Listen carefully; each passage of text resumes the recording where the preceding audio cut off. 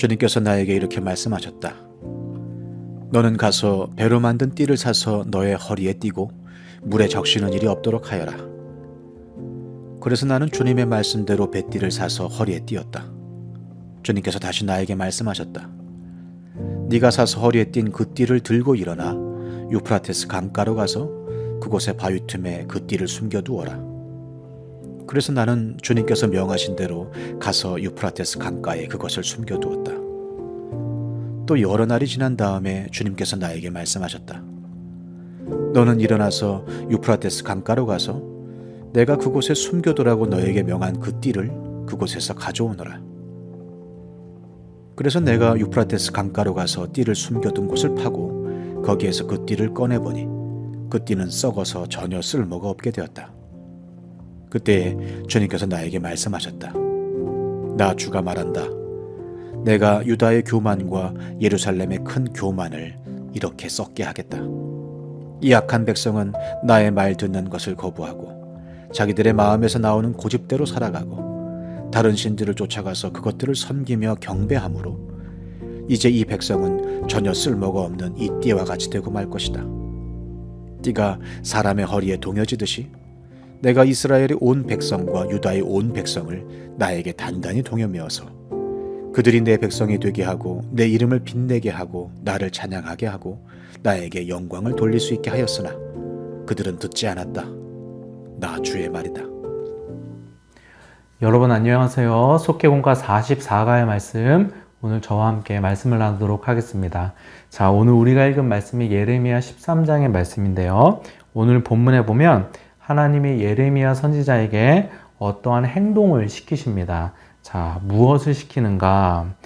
배로 만든 허리띠를 사서 그 허리띠를 차고 있다가 유프라테스 강가 바위 틈에 땅 속에 이 허리띠를 숨겨두어라, 묻어두어라, 이렇게 말씀을 하십니다. 오늘 본문 1절 말씀 보니까요, 주님께서 나에게 이렇게 말씀하셨다. 너는 가서 배로 만든 띠를 사서 너의 허리에 띠고. 자, 4절 말씀. 내가 사서 허리에 띈 그 띠를 들고 일어나 유프라테스 강가로 가서 그곳의 바위 틈에 그 띠를 숨겨두어라. 자, 허리띠를 유프라테스 강가에다 숨겨놨어요. 나중에 보면 이거 땅에 묻은 겁니다. 시간이 얼만큼 지난 이후에 하나님이 다시 예레미야에게 그 묻어뒀던 허리띠를 가져오라 이렇게 말씀하세요. 오늘 본문 6절에 보니까요. 6절. 또 여러 날이 지난 다음에 주님께서 나에게 말씀하셨다. 너는 일어나서 유프라테스 강가로 가서 내가 그곳에 숨겨두라고 너에게 명한 그 띠를 그곳에서 가져오너라. 자, 하나님이 유프라테스 강가에 숨겨두었던, 땅속에 묻어두었던 허리띠를 이제 가져오라 이렇게 말씀을 하세요. 여러분, 허리띠를 땅속에 묻어두었다가 오랜 시간이 지난 후에 다시 찾아오면 그 허리띠가 어떻게 되어 있을까요? 사용할 수 있을까요? 여러분, 사용할 수 없을 것입니다. 그래서 오늘 실제로 오늘 본문 7절에 보니까요. 7절. 그래서 내가 유프라테스 강가로 가서 띠를 숨겨둔 곳을 파고 거기에서 그 띠를 꺼내보니 그 띠는 썩어서 전혀 쓸모가 없게 되었다. 실제로 예레미야가 그 띠를 하나님의 말씀대로 다시 가져와서 보니까 그 띠가 다 썩어 있는 거예요. 그래서 사용할 수 없는 상태가 되어 있었던 것입니다. 하나님이 뭐라고 하시느냐? 그 띠를 보시면서 10절 후반절을 보니까요. 이제 이 백성은 전혀 쓸모가 없는 이 띠와 같이 되고 말 것이다. 여러분, 썩어버린 허리띠는 사용할 수 없잖아요. 지금 이스라엘 백성들이 얼마나 타락했는지 이 썩은 허리띠처럼 이스라엘 백성들을 더 이상 사용할 수 없다고 지금 하나님께서 말씀하고 계신 것입니다. 여러분, 이스라엘이 구체적으로 어떻게 타락했을까요? 이스라엘이 지은 죄가 무엇일까요? 오늘 본문에 보면은 이스라엘이 구체적으로 어떠한 죄를 지었는지를 말하고 있어요. 오늘 본문 9절 말씀, 9절. 나 주가 말한다. 내가 유다의 교만과 예루살렘의 큰 교만을, 지금 유다 백성들이 어떠했다고 지금 말하고 있어요? 교만했다는 거예요. 자, 그런데 여러분, 유다나 예루살렘이나 같은 지역입니다. 유다는 국가 전체를 말하는 거고 예루살렘은 유다 땅 안에 있는 예루살렘 지역을 말하는 거예요. 그러니까 지금 이것은 표현을 다르게 해서 반복한 거예요. 여러분 성경에서 반복은 언제나 강조라고 말씀드렸죠?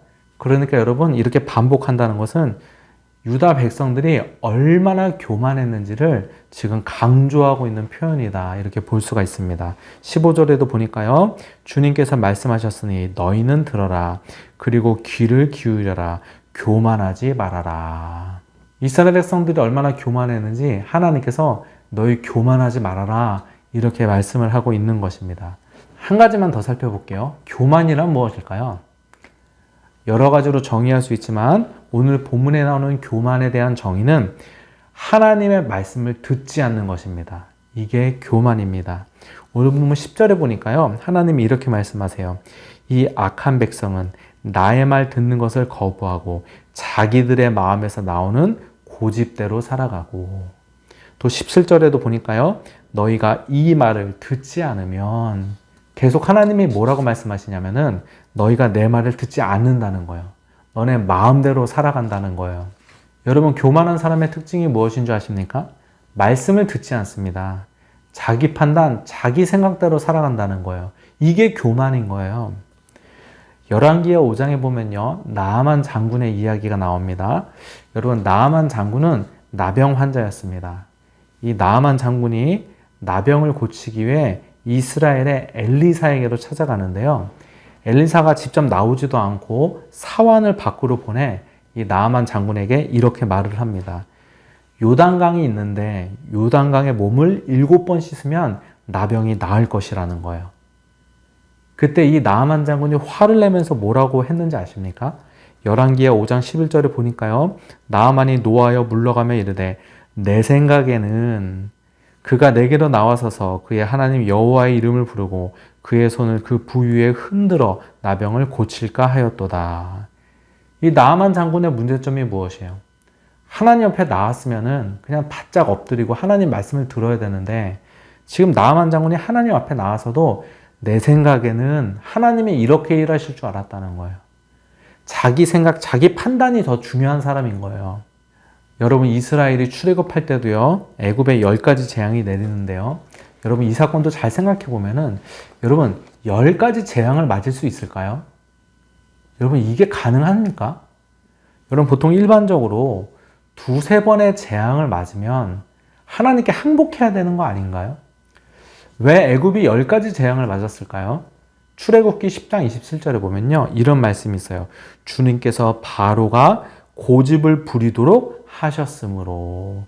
바로가 고집을 피우는 거예요. 자, 우리말 성경에는 하나님이 바로가 고집을 부리도록 하신 것처럼 이렇게 표현이 되어 있지만 이 말씀을 원어로 보면요.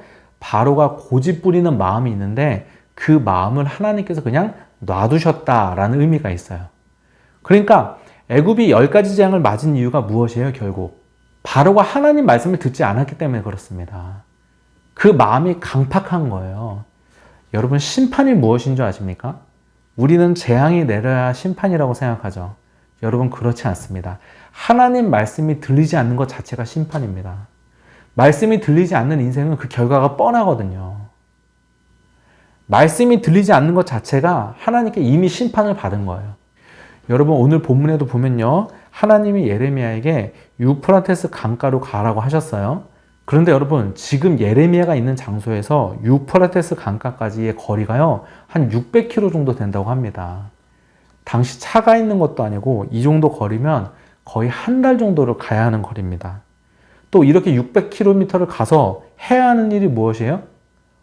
허리띠 묻어놨다가 나중에 한 번 더 갈아서 갔는데 그 허리띠 찾아오라는 거예요. 여러분 같으면 이거 가겠습니까? 나중에 가라고 해서 허리띠 묶고 오라고 하면은 여러분 하나님께 따지지 않으시겠어요? 하나님 이거 하라고 나 지금 보내셨습니까? 이렇게 말씀하시지 않으시겠어요? 근데 예레미야가 그 모든 과정을 다 순종했죠. 예레미야는 겸손한 사람이에요. 여러분 마음이 겸손한 사람이 하나님 말씀에 순종할 수 있는 것입니다. 여러분 실제로 우리가 지금 보면요. 예레미야의 순종을 통해 하나님이 성경 말씀을 기록하게 하셨습니다. 여러분 왜 우리가 하나님의 말씀을 들어야 하냐면요. 우리의 판단보다 하나님의 판단이 옳기 때문에 그렇습니다. 우리는 우리 판단이 옳다고 생각하죠. 그러나 우리가 믿는 하나님의 판단이 옳은 거예요. 때로는 그 하나님의 판단이 옳지 않은 것처럼 보일 수도 있습니다. 그러나 우리가 하나님을 신뢰하는 것입니다. 여러분 겸손하시기 바랍니다. 하나님 말씀 들으시기 바랍니다. 그래서 여러분 하나님 앞에 하나님 인도하심을 잘 받아서 승리하는 인생을 살아갈 수 있는 여러분 되시기를 주님의 이름으로 부탁드립니다. 자, 오늘 첫 번째 나눔 질문은요. 하나님이 우리에게 여러 가지 방법으로 말씀하세요. 여러분 하나님이 말씀하신다고 해서 직접 육성으로 들리는 게 아니에요.